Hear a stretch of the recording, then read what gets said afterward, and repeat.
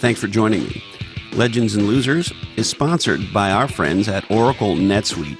To turbocharge the growth of your business, check out netsuite.com/legends today. Now, on this episode, what do you do when your dreams get crushed?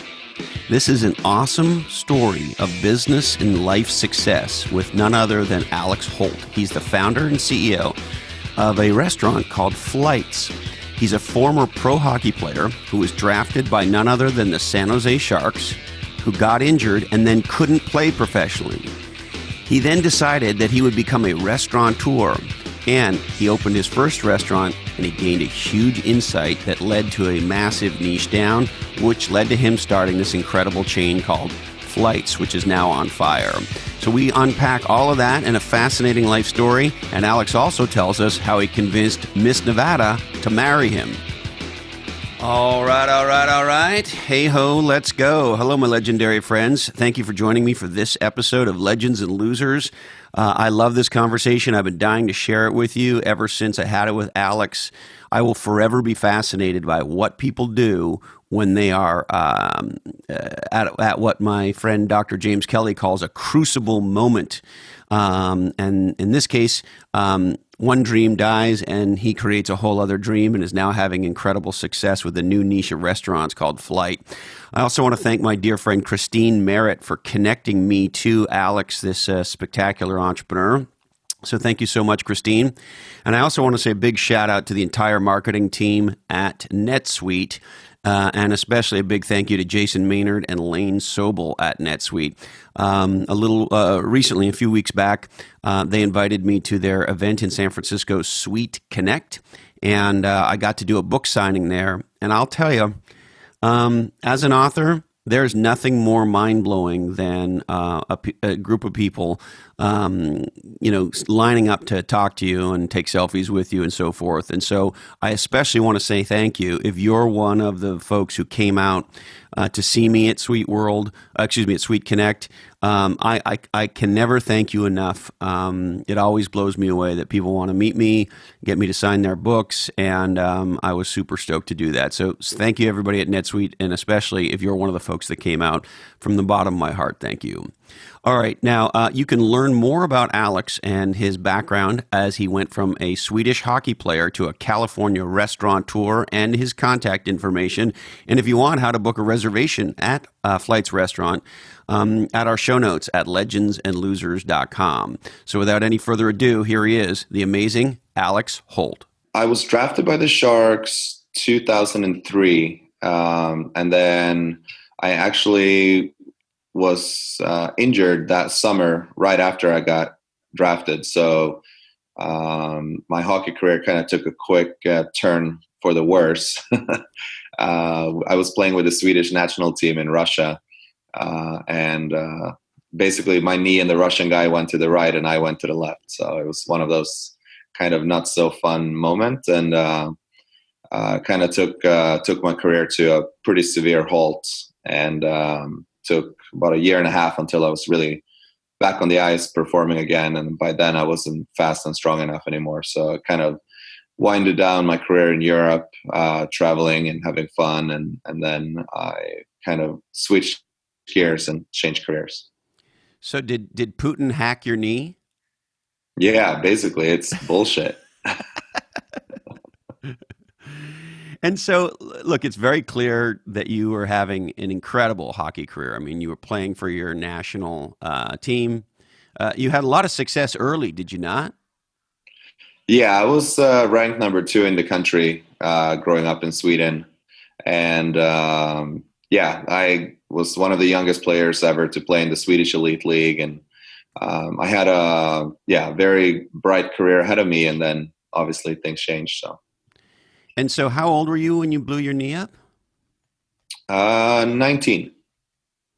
And how old were you when you realized, maybe you weren't going to come back from this injury, or did you know right away, or how did that play out?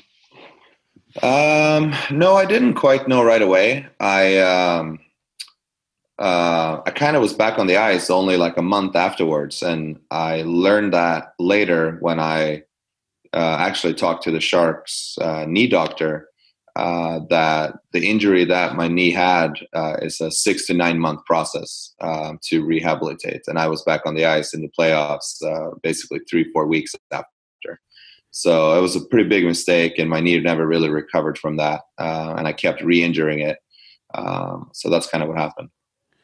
So what's that like as a young man who's, I mean, you tell me I've never been an elite athlete, but I got to believe at that point in your life, hockey has been a gigantic part of what you've dedicated yourself to, yes?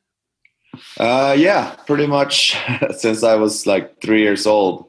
Every day was about getting faster, stronger, and better. And that was all I wanted to do. I was very determined at a very young age. My mom always told me stories like how, like, when normal kids were out like playing, I would be like focusing on my shot and like working on my speed and things like that to get better. I was very, very focused on being an NHL player.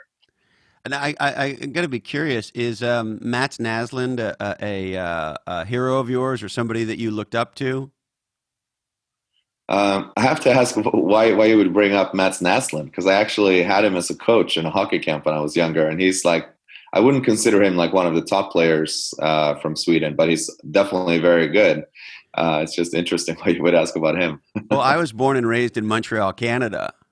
Ah, that makes sense. That So, explains it like, all. I don't know if he was a big deal in Sweden, but he was a big deal in Montreal for quite a few years. I mean, he was a very serious, no joke hero.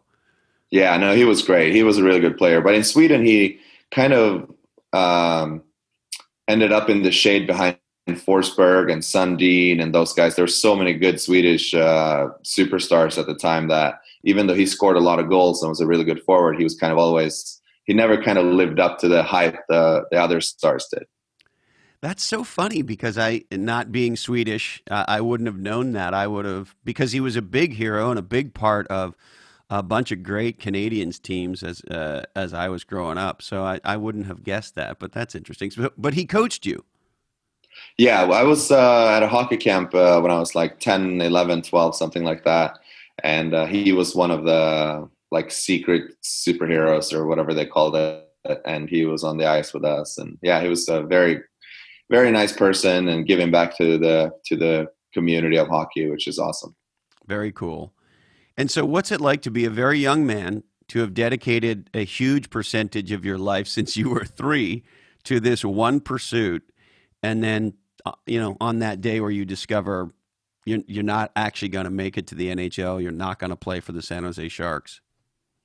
Well, so basically the way it all happened, it kind of wasn't like a from one day to the other. It was more like a transition from basically thinking it was going to happen to, well, it doesn't look like it's happening anymore, to, yeah, it's definitely not happening anymore, till, okay, I should probably do something else.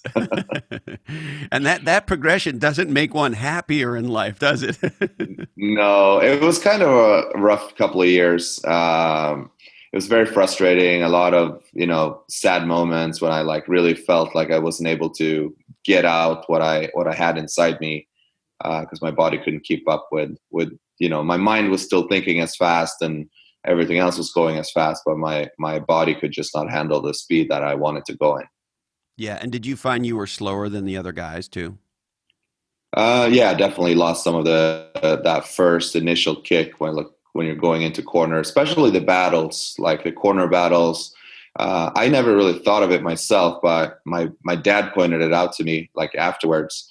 And he showed me some videos of basically me going into like situations where normally I would just go out like all out and guys would not have a chance. And now I would kind of turn my strong side, protect my right knee, and kind of like, go in soft in the situations, and ended up obviously losing a lot of them. And you tell me, I mean, I did, of course, some homework on you, and, you're a bigger guy. And so as a bigger guy, speed matters a lot because the smaller guys, of course, are typically going to be a little bit faster. And so if you're giving up a little bit of speed because of that knee as a bigger guy, was that the primary problem that you were noticing, or what was it you were noticing? Yeah, I would definitely say so. The speed, and then also basically like being able to go in 100% into situations and just like knock other guys down and like take the puck from them, versus now I would be like kind of trying to control the situation, protect my knee, actually subconsciously. It wasn't even something that I recognized me and myself doing. It just kind of happened. And like I pointed out, my dad was showing it to me. And that's when I was like, oh yeah, maybe you're right. And of I course, didn't even know it was happening. guys who play hockey are generally very sweet as it relates to their competitors, and so nobody would ever consider sort of jamming you hard on the knee or anything, would they? No, not at all. Yeah. It's like I'm a huge fight fan, and there is no fighter who ever will declare any kind of injury before the fight, right? Because if they know that you got a broken rib or, God forbid, or a Oh broken yeah, foot or whatever it is, right? It's like we're going to go in there, we're going to stomp that broken foot, or we're going to pound that absolutely. broken rib, right? And hockey, in a lot of ways, is like sort of like if soccer was awesome and had fighting. Yeah, I agree. I'm not But imagine what would happen. I'm not a Imagine huge what would soccer happen. fan. No, but imagine what would happen to Neymar, that Brazilian guy. Like if there was actual fighting, he would look like he was completely dead. I think soccer would be way more entertaining if it was full contact and had fighting, and it was just like hockey. Yeah, I agree. That would be pretty crazy, actually. I'm kind of envisioning this right now, and I think this is the new thing. We should try and make this happen. We should start a new sports league, given now that you're this Yeah, incredibly seriously, successful entrepreneur. So your career that would be ends. fun. Your career ends, and then how do you go from Sweden to the natural progression of Las Vegas? So I had started kind of when I noticed that my hockey career wasn't going the direction I wanted it to.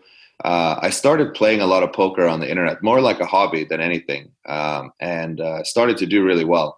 And when I kind of made the decision to stop pursuing hockey, I thought to myself, okay, I need to do something fun. I need to do something where I'm not going to feel like sad, where it's not going to be like super hard, because like you said, hockey has been my everything since I was 3. And yeah, so basically I was like, all right, I'm moving to Vegas. So I got like I think it was a 6-month visa, and I actually bought a condo right on the strip there in Vegas, and I was like, all right, I'm going.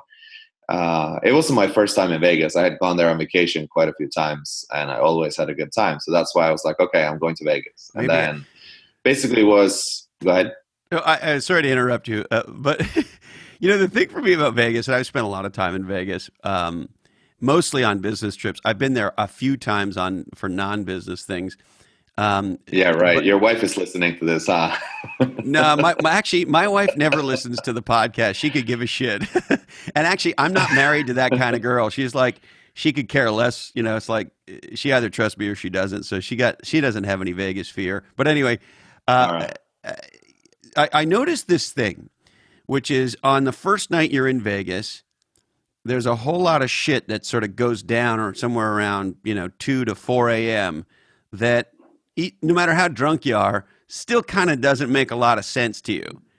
And then on the second night you're in Vegas, it doesn't make sense, but it's starting to feel a little more natural. And by the third night in Vegas, all the shit going down at 3 a.m. kind of feels exactly like it's supposed to be going down. And so I developed this term called Vegas logic.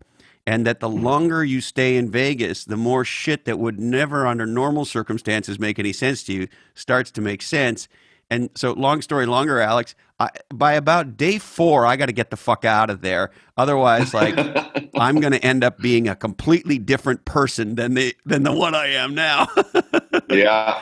And so you kind of went there to be a different sort of person, did you not?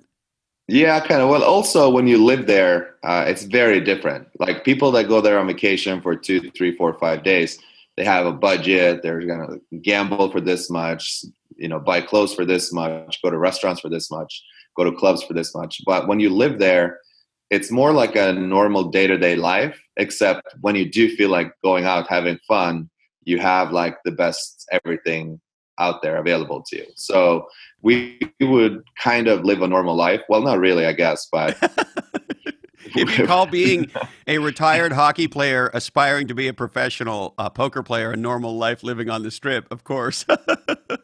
Yeah, I guess. No, it was kind of crazy. I mean, we had a group, probably 10 to 15 guys. A lot of them played poker. And we would basically do like a normal work day. We woke up, went to the gym, sat in front of computers for like 6-7 hours, and then went to a nice dinner, and then either went to a club or to a lounge or something. And then some nights was pretty chill and we didn't do too much, and other nights got pretty wild, and we came home at that 4 o'clock in the morning and didn't really know what happened. As you do. And so how did you do as a pro poker player? Actually, I actually ended up doing pretty well. I was making good money for probably 7-8 years, and then I ended up meeting a girl in Vegas, which is now my wife, Sarah, and she was Miss Nevada at the time. So that was kind of like a little bit surreal, because everywhere we went, there was like red carpets and billboards with her face hanging down the Palms Casino, and nightclub appearances and things like that. And it was very surreal. Like, I remember one of the parties at Surrender at the Wynn. I basically came a little late because I was in some poker game, and I come up to like give her a hug, and I just get this like Australian guy like shove me like really hard in my chest. I almost lost my air, and I was like, "What are you doing?" And I'm like I'm not a very aggressive guy, like off the ice. So like normal people probably start a fight, but I would just like, "Excuse me, like why did you do that?" And so apparently she was wearing like $7 million worth of jewelry representing this diamond company. So he was the like basically person making sure that no one was like taking it off her body. And then she had to like step in and explain that, you know, we were boyfriend and girlfriend at the time, and it was kind of a crazy night. So yeah, but basically like meeting her, and we got engaged pretty quick after like 4 or 5 months of dating, and we both kind of decided pretty fast that we need to get out of Vegas. And she's from Silicon Valley; she grew up here, and I kind of wanted to stay in the United States because this is where you can kind of fulfill your dreams and build a big business and make things happen for yourself, which I think is awesome. So basically, we moved back here 2012 after like 1.5 years in Vegas, and we've been here since then. So very cool. So this may be a totally inappropriate question, and feel free to kick me under the table, but you know, as one guy to another, you sort of, I gotta ask, like, she was Miss Nevada at the time you met her? Yes. Okay. So, and look, I don't know shit about being Miss Nevada, but I would guess, you tell me, when you're Miss Nevada, you probably get hit on a lot. Yeah, that's why we had to get out of there. Well, no, so I got to understand, you know, you sort of think about, dating and mating and mate selection and all the stuff that goes on and this and that and the other. And so when you're Miss Nevada, there's all these dudes, right? And so, Right. But you were the dude that sort of won the prize, so to speak. So how do you cut through the noise and sort of beat all the other guys to kind of win the princess? Well, it wasn't easy, I can tell you that. I knew right away, like first time I met her, so she was standing in the lobby of the building that I owned a place called Panorama Towers. And Panorama Towers is known for being basically the stripper heaven, like where all the strippers live for some reason. I don't know why, but that's how what everyone Alex, says. Again, I hate to interrupt you, but I'm going to. I got to believe it was just a coinky dink that you bought a place where all the strippers live. I had no idea that was the case, okay? All right, I got you. Keep going. So anyways, so Sarah's standing there with a girl named Erica that I actually knew from before. And it was St. Patrick's Day, and they were dressed like, you know, green funny shirts, ready to go out and drink a green beer. So the condo or the high-rise had a limousine service. So basically, you can get a limousine service within 3 miles complimentary. So they had already booked the limo when I went up to ask for the limo to go meet my friends at Lovo. And basically, I invited myself in the limo, and in the limo ride over, I convinced them to skip the green beer and come to Lava with me and my friends. And fast forward about 2 hours later, me and Sarah is kind of sliding further and further down the leather couch and talking about very private things. And I end up calling my mom, and I'm like, "Hey, Mom, I just really want you to," and it's like 6 a.m. there or something stupid like that. I think it's even 4 a.m. And she's like, "Hello? What, is everything okay, Alex?" And I'm like, "Yeah, I actually met the person I think I'm going to marry, and I wanted you to say hi to her." So I pass this off the phone to Sarah, and she's like kind of drunk on wine and like, "Hi," thinking she's never going to meet this woman. and she had no idea what I was saying. And basically, we didn't really talk about this until I guess the wedding, when my mom was kind of like telling everyone the story, and it was kind of funny. Yeah, but basically it was, for me, it was love at first sight. I thought a miracle had happened. She was running a Christian schools preschool program, and she was Miss Nevada. And the other girls I was, kind of hanging around at the time was definitely not of that quality. So I was like, wow, this is incredible. And I went home that night and I started deleting a bunch of Facebook pictures and a bunch of things like to clean up my Facebook to make sure that she would go through my stuff and make sure that I looked legit to actually go on a date with. And so then you didn't look like the kind of guy that a Christian school teacher might want to hang out with. If I looked at your Facebook profile at the time there, Alex. Probably not. I think especially the visit to the Playboy Mansion and things like that would not be appreciated. So yeah. I ended up deleting it all. And basically thinking that we were in love and things were going to take off. And like a couple of days went by and she was like not responding. And I was that guy that like kept sending her text messages, and like 1 out of 6 messages, she sent me back a little like, "Hi," or "I'm good, how are you?" kind of like that. And I was like writing like novels to her. So basically like 3 weeks goes by and she's just like really, really not like getting back to me or wanting to talk to me at all. And I had 2 friends, old hockey players, that flew in from Sweden, and we ended up going to Hawaii, Cancun, and Ultra Music Festival in Miami, as this was all happening. And I could not I was like not interested in going out. I didn't want to talk to any girls. It was just kind of weird. And then finally around Easter, I think the guy she was kind of talking to at the time was like blowing her off. And that's when she started like kind of talking back to me. And then when we both got back to Vegas, we ended up going on our first date at Mandalay Bay. And that's when things changed. And we both kind of got on the same page and fell in love pretty quick. Wow. So persistence pays off if you want to marry Miss Nevada. Is that what I should take from this, Alex? Yeah, and showing up in white pants, white shirt, and white leather jacket to your first date really, really impressed too. Why were you dressed all in white? Did you say white leather pants? No, leather jacket. Oh, leather jacket. Okay. I looked so Euro. I didn't quite realize that at the time. I actually thought I looked great, but this is an ongoing joke in our relationship, and yeah, it's pretty funny. Yeah, it's sort of like what were those characters? Dan Aykroyd and who was the other guy? And they were playing those Euro guys on Saturday Night Live, and we're going to go over there and show those foxes our bulges. And remember that whole sketch? No. Oh, anyway, it was funny. So you look like a funny European to the average American in Vegas. I would definitely say so. So then let's fast forward a little bit. How did you get into the restaurant business? So basically my mom have opened a bunch of restaurants back in Sweden, 35 years in that business. So in between hockey seasons, both me and my brother would be helping in the bar. We would help in the kitchen. We would help pretty much anywhere we were needed, so to speak. And I always had been pretty interested in cooking.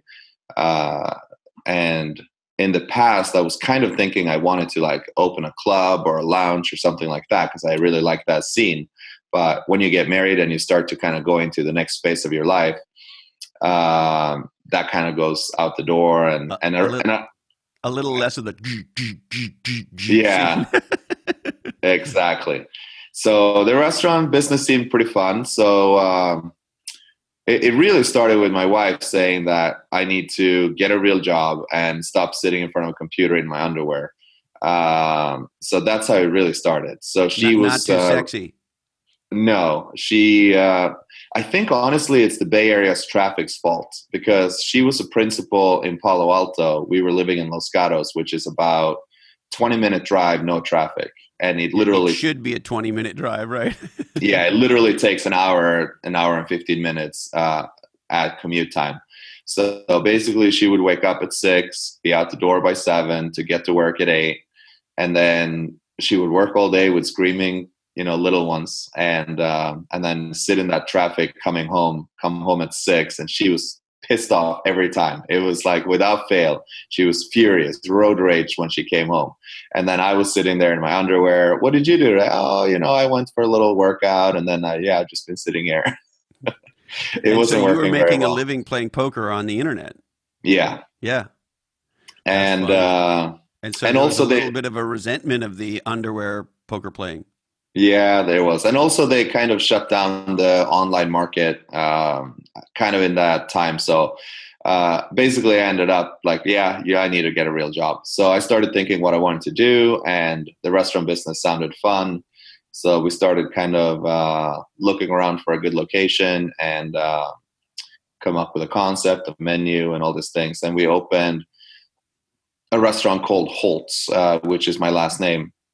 And we did that in 2013, and we had that place open for 5 years.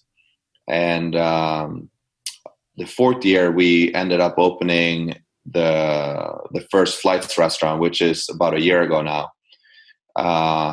And it took off like crazy. So basically, with flights, everything is served 3 different ways. So drinks, cocktails, beer, wine, and the food, all the different foods, the desserts, the brunch items, everything comes 3 different ways. So like, for example, if you order a margarita, one is the classic flavor, one is mango jalapeno, one's passion fruit pineapple. So it looks really good. Presentation wise, it's really good. And we give really good value, I think, to our guests. And so basically, since we opened a year ago, it's been full every single day. So we were like, okay, we're onto something with this concept. And we decided to kind of remodel the Holtz location and make that into flights. And then 2 months ago, we opened a new one in Burlingame on Burlingame Avenue. That's really took off and became super popular right away. And then we're also in construction in Mountain View. And the biggest one is that Planet Hollywood actually called us from Las Vegas, which is funny because we were talking so much about Vegas. So we've got a really, really unbelievable deal with them to go into Planet Hollywood Miracle Miles on the Strip there in Vegas. So that's kind of what's happening right now. We're kind of planning that and working on getting that all together for next year. So the good Lord, if I could say that way, is bringing you back to Vegas, Alex. Yeah, I guess so. So I find this, and when Christine told me about you, I remembered you. You, of course, won't remember me, but I walked into Holtz. I wouldn't say a regular, but I was there a handful of times, and at least once, maybe twice, you came over and introduced yourself, and I remember the first time you did it. When I left the restaurant, I thought, wow, first of all, you were very, very affable and very friendly and so forth. And you were the right kind of sort of friendly and affable. Like with a waiter, you want a friendly waiter, but you don't necessarily want a waiter who becomes part of your meal. There's Yeah, that very fine much line, so. right? And you seem to have that sixth sense of coming over, introducing yourself as the owner and being very friendly and welcoming and all that, but not sort of like, oh, now I'm going to sit down and be part of your conversation, right? And so I remember the first time I met you walking out thinking, wow, that guy seems really cool and all of that. And so you just seem like the kind of guy who'd be successful. And then it was a great restaurant, of course, but it wasn't really that differentiated, was it? In what do you mean? Well, you tell me. My memory of your first restaurant was it was a nice, kind of higher, mid high end, kind of not like Hmm. super high end, but sort of one tier down from super high end. If I could think, you'll tell me how you thought about it. But as a dumb consumer, it wasn't like way ding dong that I would only go to for an anniversary dinner, but it was maybe one small notch below that. Yeah, I would agree. I agree with that. Um, and a great sort of farm to table concept, which is very popular, of course, in California, and a good menu and good service and all that. But there was nothing truly differentiated about it other than it was a nice, good restaurant in a good location. That was my experience as a consumer. But how did you think about it?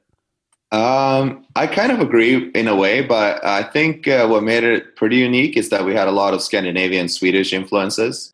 And it was really interesting to see that those were for sure the ones that were like standing out and people were like ordering over and over. Like the Swedish meatballs was my mom's recipe.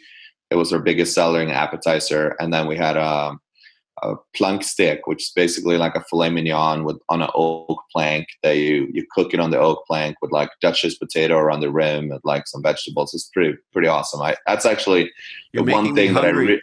I know I miss this dish so much. It's like, oh, And then with flights, uh, you pulled a classic, what I would call niche down, which is to say, you have created a whole new niche of restaurant. And my interpretation of it, you'll tell me if I'm thinking about it the right way, is I had this aha when Christine told me about you, and then when I started to do a little reading, that on one hand, everybody loves, or everybody, there's some people who love this concept of tapas, that this notion that maybe four of us are going to go out, two couples are going to go out to dinner and we're going to share, right? And in a good restaurant, there's often many things on the, like I've been to restaurants, really nice restaurants where there's so many good things where you end up ordering a bunch of appetizers and maybe two entrees and everybody share. And so that's a fun thing to do, that family style.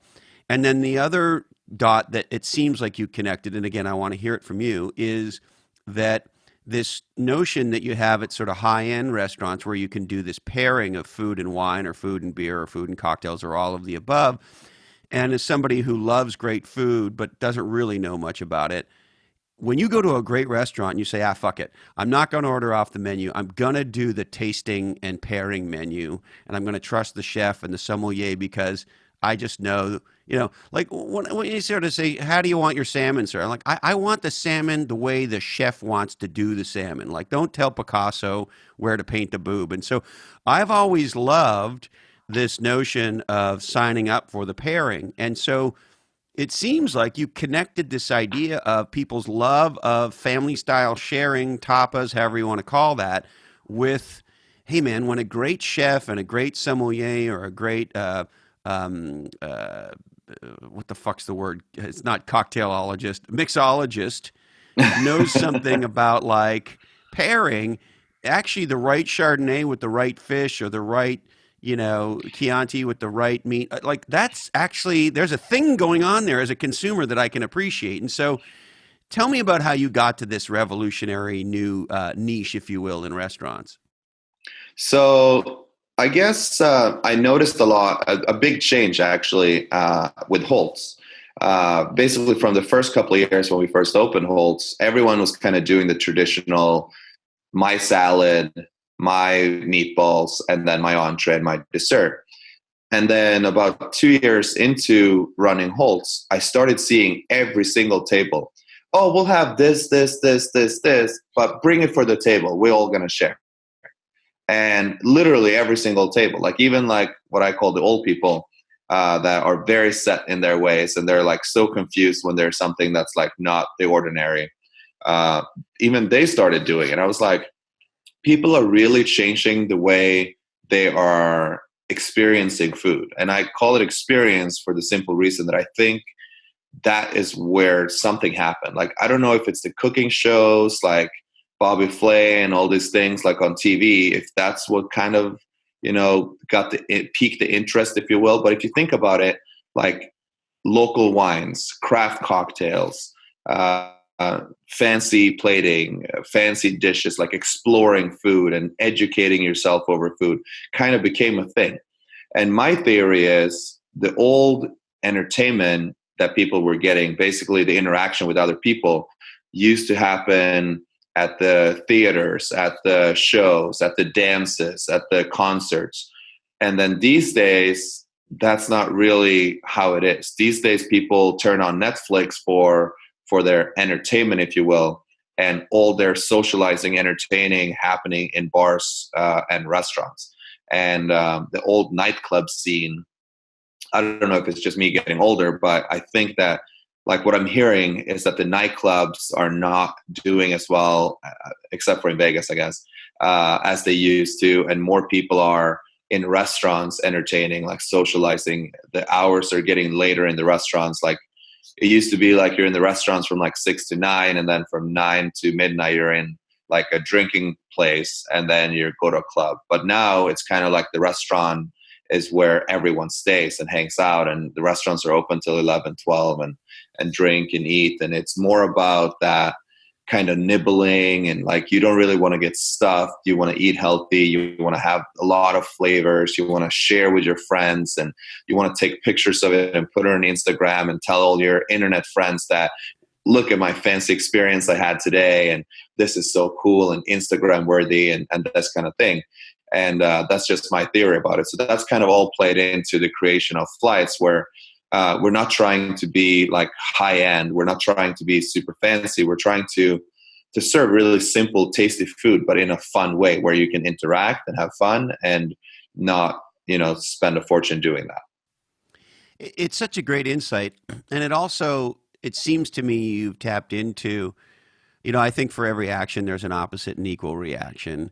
And we live in an ADHD world of, all these, tweets and Kardashian ass selfies and clickbait and all this bullshit. And we're all addicted to our phones and bing, bing, bing going off all the time. And so on one hand, nobody pays any attention to anything anymore, and we're not really with each other.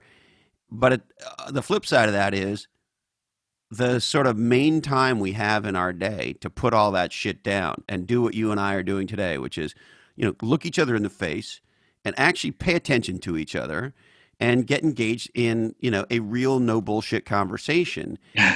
And so people now are craving that, right? I think it's a big part of the success of podcasting. And I'm not surprised to hear it's a big part of your success. Yeah, I definitely think that people, for a long time, as kind of Facebook took over, Instagram became big, and Snap and all this other stuff, like, people were really getting offline.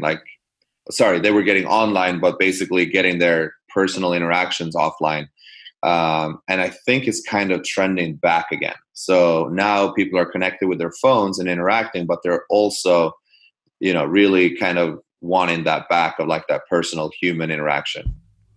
The other thing it seems like you've taken advantage of is there's been a clear rise in, you tell me I don't have the lingo and stuff, but like mixologists and like bartenders are like in a place of kind of an exalted position today in a way that maybe they weren't, I don't know, 15 or 20 years ago. Is that true? Yeah, I would definitely say so. I mean, think about it. Like, every single person would order like a vodka martini or a Jack and Coke or gin and tonic, like even like 10 years ago. And then, somewhere, like something happened where basically people are starting to explore and test and, bend the boundaries. And now there's like smoke infused cocktails. There's like crazy ice cubes with flavors there. I mean, there's just so many new things and all these like fresh ingredients and, crazy things going on. It's like real, almost chemistry labbing going on where they're chemical innovation. Yeah.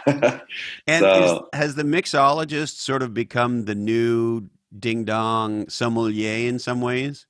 I think so for sure. It's definitely a hype around it. And what we did with flights, actually, because like the whole concept was in my head was kind of based around like that Pan Am era where like the flight attendants had like all that power and glory, and it was like so cool.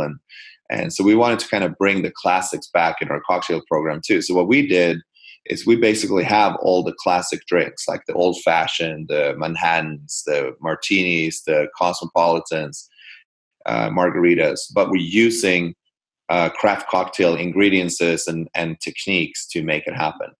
Like for example, or biggest seller is the margarita. So every morning we press fresh juices. We use like all these, like we make our own simple syrup. We make our own ingredients, and then we mix it all into this.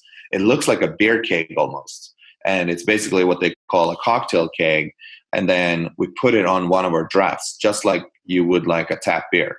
And then basically, for speed, when you have to serve three of the different drinks, you have a product that's delicious, consistent, and super fast, and the guest loves it. Well, and I love that you're doing that because I love margaritas, I love tequila, and I'm very careful about where I order them because there's nothing better than a great margarita, and there's nothing worse than a shit margarita. I agree with that. And fuck it, I'll just throw them under the bus. Like if you go to a place like a Chili's or one of those horrible mass chains, and you order a margarita, like the mix they use, you can just feel, you can feel the cancer starting as it rolls down your throat, and it's just all gross, and it's too sweet, and it's just disgusting, and it's like, and of course they put the shittiest tequila they can in it, and all of that, right? And so that's at one extreme, and then at the other extreme is the kind of thing that you're doing, and when you have a real margarita made by somebody who knows what they're doing, who actually gives a shit about the drink. It's like, oh my God, this thing's incredible. Yeah, no, I agree with that for sure. And I think what it comes down to is it's actually very simple. It's real ingredients versus like not real ingredients, I guess. Yeah. That's where you get the real flavors. Like I remember we were doing some tastings of fruit where basically we were testing like locally grown, like high quality, like fresh peaches, and we basically pretended that it was like some fancy dessert with this one table. I remember when it was Holt's, and because I really like, I had a bite of this peach at the farmer's market in Los Gatos. I was like, oh my gosh, this is like the best peach I've had. So I bought some. And then all I did, I cut it into like perfectly symmetrical cubes. And then I sprinkled a little sugar on top of it. And I, plated it really fancy on like a big plate and just like a couple of peaches bites. And I served it to a guest kind of as a complimentary dessert. And they took a bite and they're like, oh my God, this is delicious. How did you make this? What is this? What techniques did you use to get this? And like I was like trying to keep my face. And I was like, yeah, we're talking about putting this on the menu. And because this is someone I actually knew pretty well, so I was giving him some shit. What kind of price point do you think? And he was like, oh, I'm thinking like, $11, $12. And I'm talking like 3 like bites this big, like little sugar cube sized bites. And he was like $11, $12. And how did you make this? And like, how much time does it take? And then I finally couldn't keep it together. And I told him this was cut up peaches. And he was like, no, I don't believe it. It's like, that's all it was. It was locally grown peaches. But that kind of goes back to that, like using like like some syrup that's been sitting in a warehouse for 6 months with artificial ingredients versus like pressing a fresh lime. Obviously you're going to have a different result. Yeah. And I'm just curious to ask because my taste in wine and my taste in beer has changed pretty meaningfully over the last decade or so. And I remember when I was a young guy coming up, as a marketer, even though I wasn't in the B2B or food space, a B2C space or food space. But I remember hearing things like, oh, the reason Budweiser does the marketing they do, they're targeting it at 18-year-old, primarily guys because, if they can get you at 18, then you're going to be a Budweiser man your whole life. And that has not been my experience, and that has not been the experience of a lot of people that I know in terms of beer or wine or cocktails. To your point, people are being a lot more experimental and a lot more adventurous and so forth. And so, the other question I have for you in this regard is, how important has craft beer been to what you guys are doing? So it's interesting you bring that up because like I love trying like craft beers and like local brewery, like mostly for the reason of like supporting the locals and like because I know how hard it is to open a small business. But for our particular model,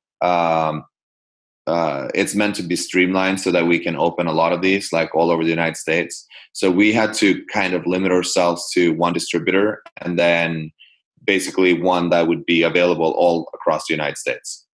So we basically went to town and tried all the beers basically that they had and then picked the best three pilsners and the best three IPAs and dark beers and wheat beers.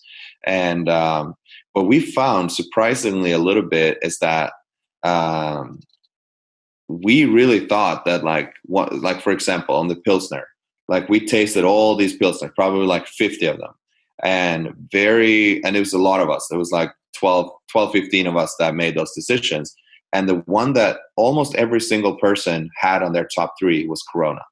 So there's a reason why they are so big, and there's a reason why people like it. It's because it's really good. So and also what we had to kind of keep in mind was we wanted to show different styles of, so for example, our Pinot Noir flight.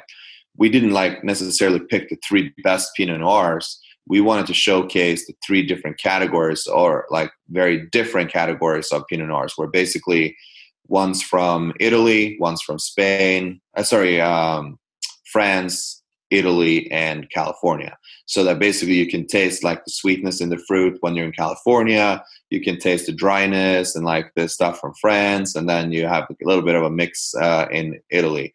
And that's kind of cool, and I think a little bit of educational. And I also think that plays in a lot these days. So that's how we built a lot of these flights, where we picked beers from different areas, and one can be like super well known and kind of like what everyone drinks, like the Corona, for example. And then another pilsner we have is Trumer, which is out of Berkeley, which is very like local and smaller and craftier. But I think it's very interesting to kind of compare the two and educate yourself. So on each flight, there's like a little card that kind of explains where it's from, how it's made, the flavors, and kind of how they compare to each other. And I think that educational piece is pretty cool.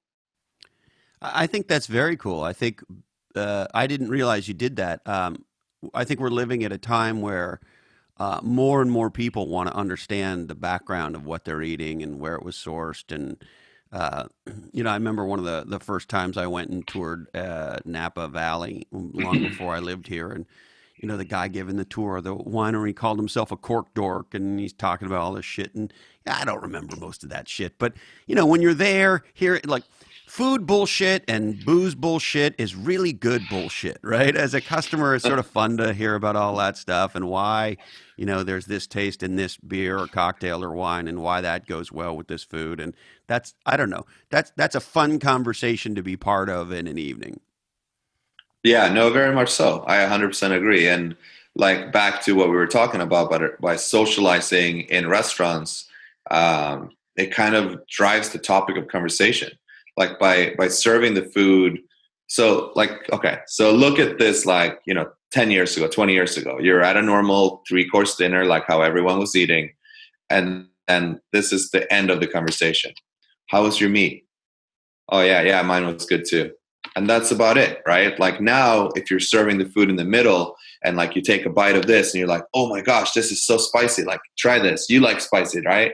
And then they're like, oh, this mac and cheese is delicious. Like it's so creamy, but like compare it to the one with truffle here. And yeah, so it just like creates like a nonstop conversation that just goes on and throughout the experience, like, and people are sharing and trying and educating themselves doing it. It's this pretty cool way of eating.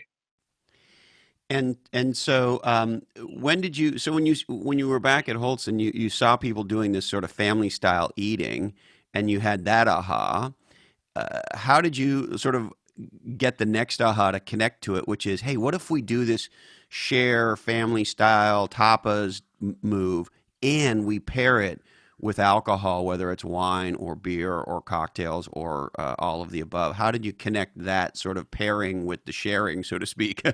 Well, so all of this kind of happened all at the same time. But basically, when we were on our honeymoon, a couple of years after, actually a year and a half after we got engaged, uh, we went to the swim up bar at the resort we were staying, and they served us in literally those like school plastic cups, like the cheapest kind. They served us 3 different frozen drinks, and we're like, oh my god, this is so tasty! Like to have, instead of having like one big drink of the same flavor, to have 3 different flavors. Like one was a strawberry daiquiri, one was a mai tai, and one was a pina colada, which is actually on our menu right now as the #1 drink, and it's called the Tropical Flight. But basically, that's how it all started. How big are these? I got to interrupt you. How big are these glasses? These cocktails come in? That we serve? Yeah. So each of our flights is built to be exactly 2 regular size cocktails, so that people can still drive and be safe. So basically, like a normal glass of wine is 6 ounces. Each of our wines are 4, 4, and 4. So you get 12 ounces of wine. Yeah, It sounds back like a to guy like me when I come to flights. I really need to take my lift there because I'm probably not going to limit myself to one flight because this just sounds way too good not to do lots of. yeah, that's kind of what happens. It gets like a little bit of a party scene, and that's kind of the atmosphere that people are craving and what they want. So I think that definitely works pretty well for us. But what I wanted to say about basically how the concept came about is when we had that drink, we both were like, oh, that would be so cool to do like a bar where everything comes in like a flight, like even cocktails, because everyone have had like beer flights and wine flights, but no one that I've seen had really done cocktail flights until this like little cheap swim up bar that was serving it out of plastic glasses. And I just like started seeing these like visions in my head of what we could make out of it. And then we didn't really do too much about it because we were all like in love and on our honeymoon. And about a month after we got home, we went to another restaurant in Los Gatos where they have really good margaritas. And we asked if we could do a sampler. And they're like, no, we don't really do that. And I was like, oh, okay. So we just ended up ordering 3 full-size margaritas. And we were looking at each other, kind of sitting there at the table. Like one was purple, one was red, one was green, something like that. It was like a kiwi and a watermelon. I don't even remember the flavors. And we were like, wow, this looks so pretty. There was sun, and it was just a beautiful moment. So yeah, basically another couple of months goes by, and then 4 a.m. I wake up and I have this like vision in my head, and I go downstairs and I start typing. And I keep typing, and like 10 hours later my wife's like, you need to eat something. And I was like, oh, I'm almost done. And basically I write this whole business plan about this whole thing and how things were going to look and all these different things. And then when we were in Campbell actually putting this all together, we started adding a little bit of that aviation theme into it. So in the original business plan, the whole like flight attendant uniforms and the frequent flights rewards program and checking in for a first class upgrade, all that stuff kind of happened as we were putting the restaurant together. And like I was like, oh, that would be really cool. Oh, that would be really cool to kind of really complete the whole concept. And like we have some flight like aviation memorabilia and cool pictures and airplanes from the 60s, 70s, and 80s, like kind of in frames. And in the Burlingame location, we actually hung an actual aircraft in the ceiling. So that's pretty cool. It's a 32 feet. Yeah, it's enormous. It's like a big airplane. And how did you get it in the building? In 15 pieces. It was quite a scene. So it was, for some reason, the whole delivery got delayed. It was supposed to come on a Tuesday, but ended up coming on a Friday. So imagine Burlingame Avenue on a Friday night I mean, the streets were packed. The restaurants around us were packed, and the people everywhere. And all of a sudden, we're out there like blocking traffic to like take in this like enormous aircraft into the restaurant and to start mounting it to the ceiling. It was quite a scene. I love it. So fun. And what I love about what you've done is, some people come up with a concept, what I would call a niche down. You're designing a new category of restaurant, and you went all in. Like some of this stuff, and I say this with massive love and respect, is a little corny, right? It's a Oh, little totally silly, is. right? It's 100% is. I mean, when our flight attendants comes to the table, they're like, "Have you flown with us before?" And people are like, "Ha, no, we haven't. First time." It's like, okay, let me go over some safety flight instructions for some safety instructions, basically.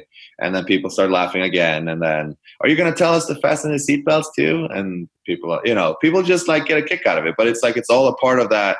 Like some people think it's cheesy, some people think it's like fun, but pretty much every single table at least gets some kind of an interaction out of it, where like it gets them talking, it gets them either to talk shit or to praise it. So either way, it disturbs the normal status quo, and I like that. Yeah.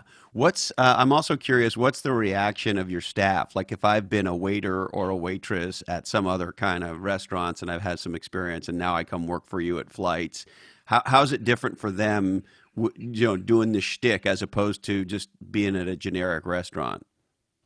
It's definitely a little different. It takes them a little time to get used to, but I think what they see and what they learned is that if they if they own it and go all in and like really make fun of it, are we experiencing any turbulence here, guys? Like really like kind of like be cheesy, then people buy it. But if they're like kind of half-assing it and like coming in like with a little lame line here and there, then people are like, "What are you doing? Like this is stupid."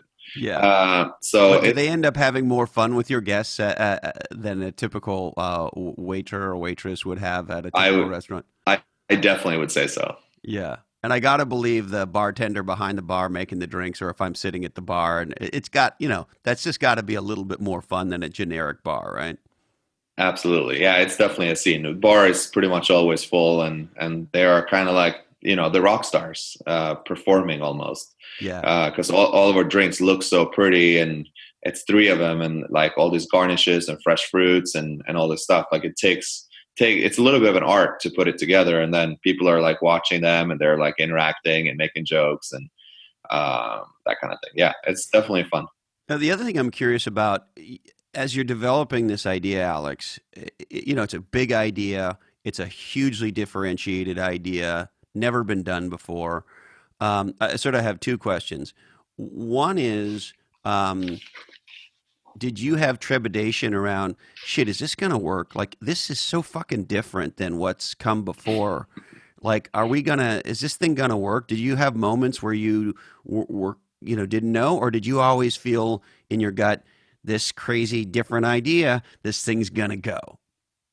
Honestly, I mean, you never know, but I kind of knew that it was going to be a very successful thing because I just felt right. I was like, whenever you can serve three of something to someone and everyone can share and interact, like I just thought it was like so ahead of its time and really solving a lot of those little mysteries and what people are looking for, basically. So I really felt like early on, before we even opened the first restaurant, that it was going to be very successful. And there is some proof in that because I built the whole concept knowing we were going to grow to a big company and open multiple, like a lot of locations throughout the US and ultimately franchise and all this stuff. So yeah, I was pretty optimistic. And then when we opened Campbell right away, like the first night, I think we had 1,300 people come through and that's just insane.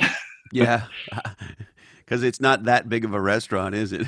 No, it is not. 49 seats. Yeah, it's not exactly the Cheesecake Factory. No. And I got to ask you, was the name obvious to you from the beginning, or how did you come up with the name? We were kind of we were kind of toying with the name Flights and Bites for a while. Um, so the original menu was going to be a little bit more advanced than what we decided on. Basically, it was going to be like Flights and Bites from around the world. That was like kind of our slogan.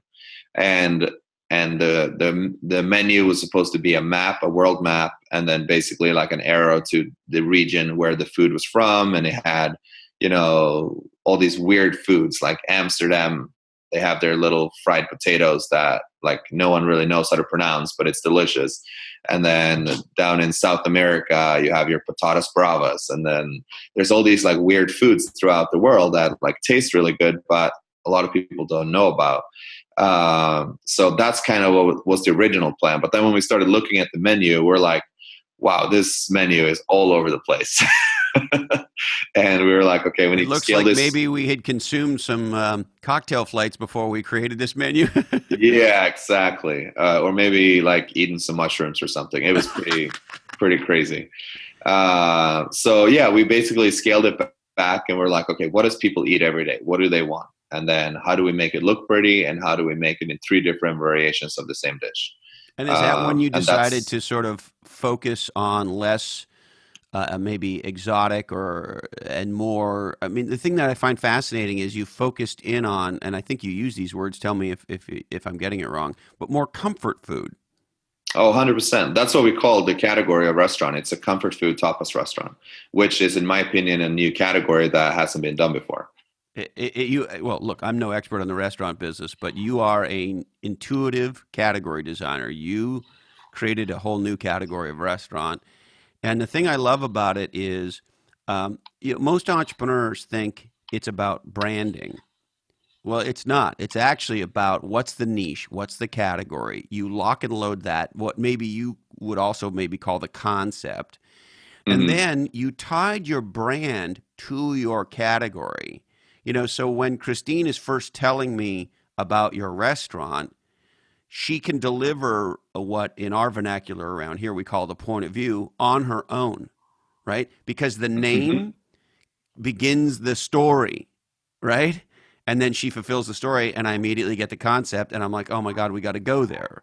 And so it was sort of what I'm saying to you is your ability to design the new category and then design the brand and name to connect the two of them so that there's a natural story that comes out from a customer. The customer can parrot your vision in less than a minute. Yeah, very much so. And I think, people use the slogan like a picture is more than 1,000 words. That's where I really think we're capturing our audience, because a very, very high percentage of people that come to flights take a picture of their food or their drink and put it on Instagram and social media. And pretty much right away, when you see like 2 over drink flights take a picture without saying a single thing, and they just see the load, like checked in at flights, they get the concept, because it's like, okay, a flight of drinks, got it, okay, cool. And even our logo is 3 cocktail glasses with wings, so like the aviation meets the 3 drinks, which I actually got patented yesterday. I got the mail from because it's really hard in the food industry to get a patent on anything.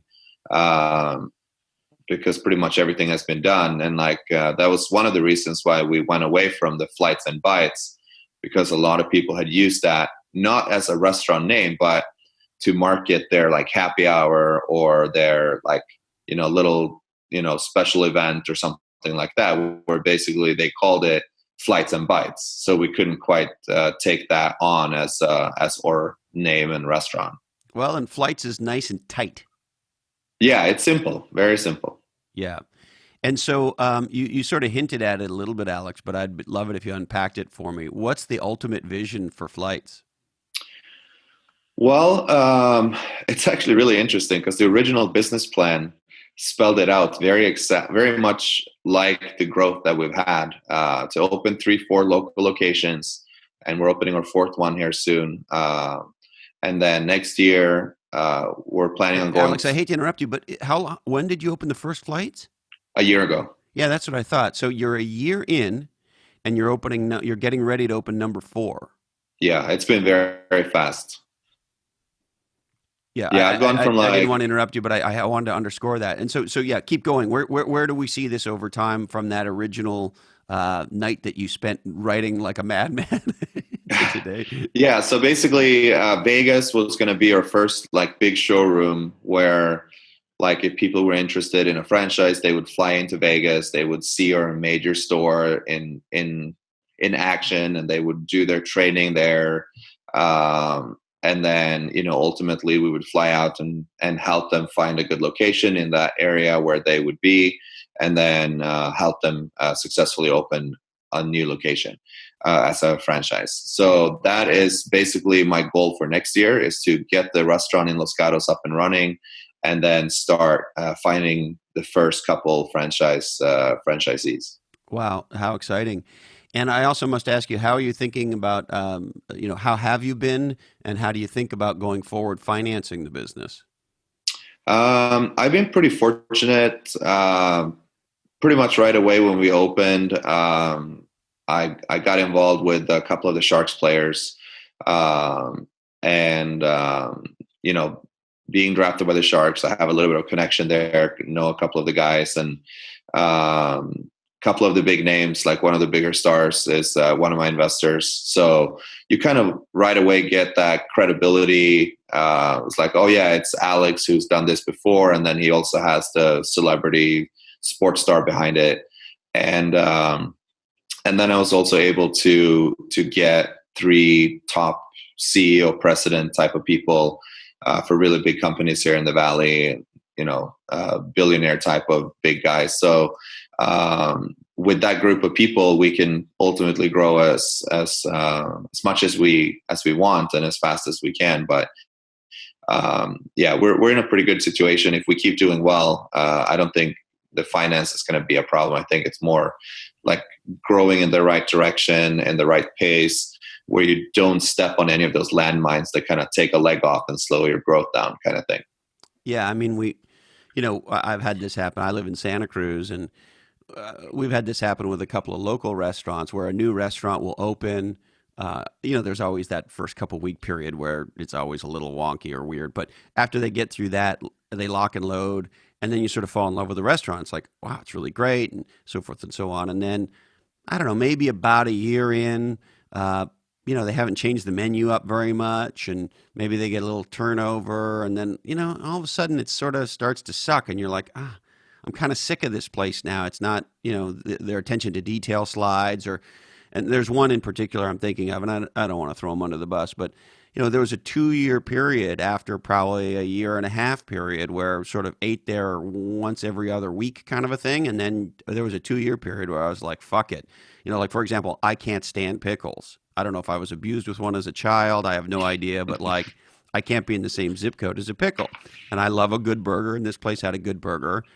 And they would keep bringing me the fucking pickle, even though I'd say to them, "Don't bring the pickle." Anyway, so when they brought the pickle for the last time, I was like, "That's it." And I didn't go back for 2 years. And then we heard from some friends that it was sort of had come back, and now we're back to being regulars. And so there's clearly these troughs, and I don't know shit about this business, but there's clearly these troughs restaurants can go through, and particularly as a new restaurant, when people have the enthusiasm that they have around what you're doing, you don't want to hit that trough where people get sick of it because maybe the menu isn't changing enough, or the staff, second wave of staff isn't as good, or if you're not there as the owner, is the attention to detail the way you want. And so how do you think about maintaining that high level of quality so that you keep us coming back?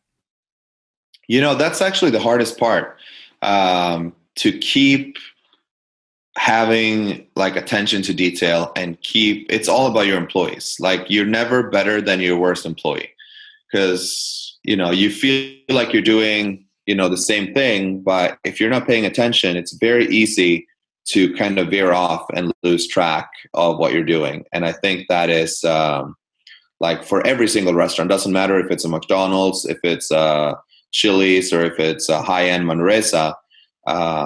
You're trying to do a good product every day, but it's so easy to have that one employee that just like had a bad day, brings it into work, gives a bad service, and then that one chef that had a fight with this girl and his head is not in the game, and like you're never better than your worst employee. And I really believe in like trying to bring that worst employee up and make them better and constantly try to improve.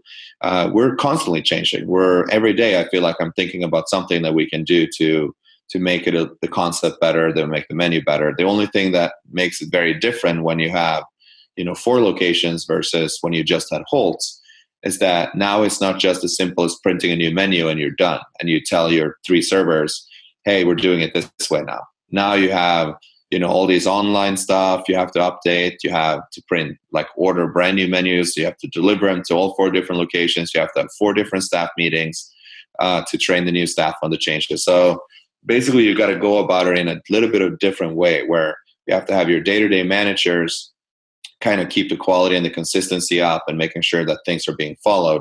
And then on the changes, you have to kind of schedule it out so that, like, okay, for this summer month, we're going to have Patlin Winery from Napa as a special flight. And, 2 months before it actually happens, you get the wine in-house, you print the cards, you put it in the system, and you train the staff on the staff meeting that's already scheduled, so you don't have to have 2 staff meetings because that costs money, that kind of thing. So just you have to be more systematic and more organized in everything you do when you have multiple locations, because it's not as easy as it used to be to make changes. Yep. That makes a ton of sense. All right, Alex, I know that you've got a lot to do to go build this category and continue to become one of the great restaurateurs in the Excited States. So I want to keep you for too much longer. Is there anything else you want to touch on before we wrap? No, I think we had a fun conversation. It was very nice to chat with you and to meet with you, and I'm excited to have people listen to this and hopefully come into flights and see what we do. Well, fantastic. And Carrie and I will be there soon. All right. Yeah, I guess my last question for you is, hey, what about Santa Cruz? Yeah, we actually, we were thinking about some places like Santa Cruz, Morgan Hill, and Walnut Creek. But ultimately what we want to do is we want to kind of build the next flagship in Vegas and then have other people open those locations. So, yeah. You have that, guy in Santa Cruz that have done some restaurant business before, and he's like, wow, this concept is really good. And then he gets we help him get set up, and all of a sudden now there's a flights there, that kind of a thing. So hopefully an entrepreneur in Santa Cruz will get excited, and we'll have a flights here soon. I would love that too. All right, Alex. I love what you're doing. It's a real inspiration. I got to say, you're a great example of, there's this dumbass advice you hear for entrepreneurs all the time. Follow your passion, right? Well, your passion was hockey, and then that didn't turn out. And then your passion was poker. And it sounds like you had some success, but, your wife didn't want you sitting home in your underwear, right? And so I just love your story, because I think it's the reality for many of us that we thrash around, we fail, we have some success. Your first restaurant was a success, but it wasn't a smash success like flights nowadays, right? And so I just love how open and honest you are about, tried this in my life, tried that in my life, went here, went there, and then all of a sudden I figured some big shit out, and bam. Yeah, well, I think being a professional athlete and being very motivated and driven at a young age kind of I don't think it mattered if I would have been in the restaurant business or any other business. I just don't stop. I just keep going. I push myself. I work hard. I work more than anyone I know. And success doesn't just, a lot of times at least, doesn't just get handed to you. You just have to earn it and work and continue to work and work and work and work until something starts to happen. And then you see the light in the tunnel and you work even harder. And then, ultimately at the end of the day, like, you start to see some progress. Yeah. Well, your story is a very impressive story. It's the classic American entrepreneurship story that I certainly love. You're a classic example of a niche down.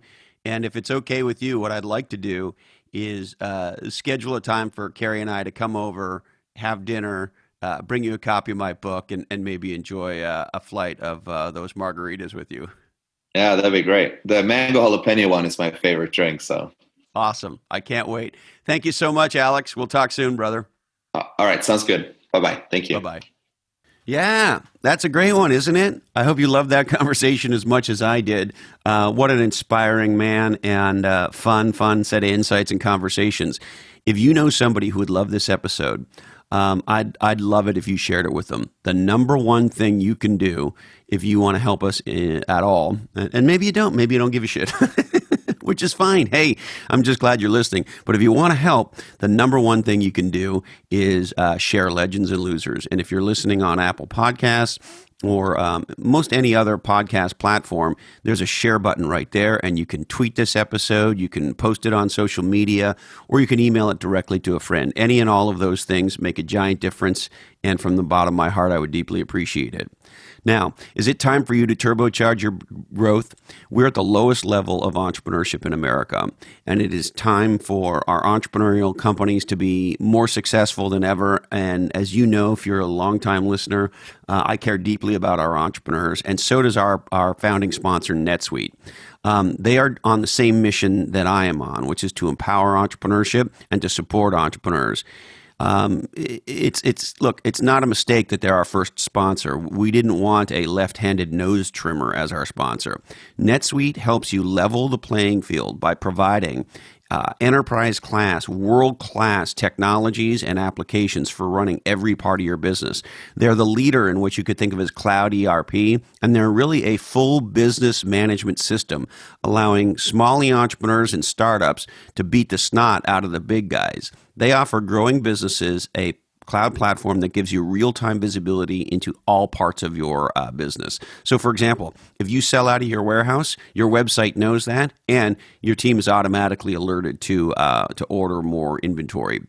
You have real-time integrated invoicing that keeps you up to date on who's paying, who's not paying, so that you can be on top of your accounts receivable and ultimately cash flow. And NetSuite allows you to run your business from your smartphone with a set of awesome dashboards and alerts right there on your phone. Now, NetSuite is offering our listeners an unbelievable deal. Go to netsuite.com/legends, and there you can book a free 1-hour growth review with an expert in your industry on how you can turbocharge your growth, dealing with barriers to growth, overcoming those barriers, and moving your business to the cloud. So check out netsuite.com/legends today. All right. We would like to thank Flights, the incredible new restaurant. This is the awesome new way to share and taste food. You can make a reservation. You can check them out at flightsrestaurants.com. HarperCollins Instant Classic Play Bigger, How Pirates, Dreamers, and Innovators Create and Dominate Markets. The holiday season's coming up. Maybe that's a good one. Equity Directory, connecting startups to the talent and resources they need to build a legendary business. The amazing folks at onelifefullylived.org. This is the nonprofit helping you dream, plan, and live your best life. And if by chance you're somebody looking for a nonprofit to support, we would love your support, onelifefullylived.org. Now, are you in the B2B business? Are you in Silicon Valley? Well, then check out Atre, ATRE.net. Atranet builds B2B websites that sell. Imagine your best spokesperson on your website. That's what Atranet does. So if you need a new corporate B2B website, Atre.net. Interview Valet. If you're a thought leader and you want to get your leading thoughts on some podcasts, check out interviewvalet.com. And speaking of websites I love, growwire.com. This is the new place for entrepreneurs who want to check out the latest innovations, who want to learn how to grow themselves, their careers, and their business. Heather Clancy and I have been blogging for them. Eddie Yoon's got some stuff up there, and lots of super smart people. Check out growwire.com. And of course, with the holidays coming up, why not pick up a couple thousand copies of the #1 bestseller by Heather Clancy and myself, Niche Down, How to Become Legendary by Being Different. Check it out today on Amazon.com. And the World Wildlife Foundation, because our planet and wildlife matter. Check out WWF.org. All right, now I need to remind you that this oddcast is the sole property of the Legends and Losers Oddcast Network, and we would love it if you shared the shit out of it. All rights do remain disturbed. We must warn you that every episode does contain nuts, clearly. And the producers and creators of this podcast may have been consuming libations. Beware of prii in the passing lane. In the case of business bullshit, take two legends and losers and tweet us in the morning. Introduce two people you love to two podcasts you love. Remember, it's hard for new people to get into podcasts, so help them get set up on their smartphone or their tablet or whatever else. Remember, fire is not supposed to be a season. Wow, we have got fire season raging in California right now, and does it ever suck? Listen to the Tragically Hip. Don't forget that Joan Jett was right. And today our deepest apologies go out to American Airlines CEO Doug Parker. Sorry, Dougie. We just ran out of time for you. That's it, my friends. Thank you so much for investing part of your life with me. It really, I can't thank you enough for being part of Legends and Losers, and look forward to seeing you again soon.